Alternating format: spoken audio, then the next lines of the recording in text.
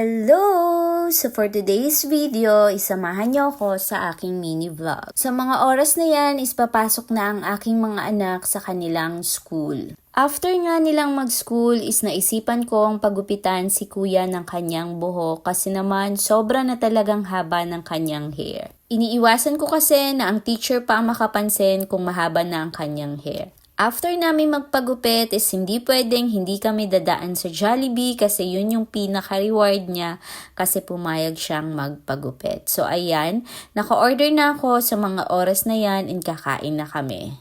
Ayan nga at hapon na and nagluluto ako ng dinner namin. So ang niluluto ko is ang laing.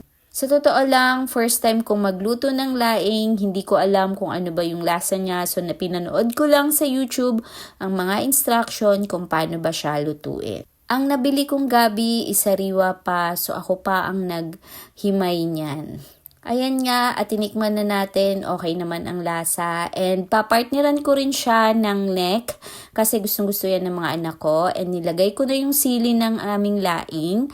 Ayan. Then after dinner, naglinis na ako and tinanong ko yung asawa ko kung kamusta naman yung lasa, okay naman daw. After ko maglinis is naisipan kong ibabad na yung magiging baon ng mga anak ko bukas para sa kanilang school.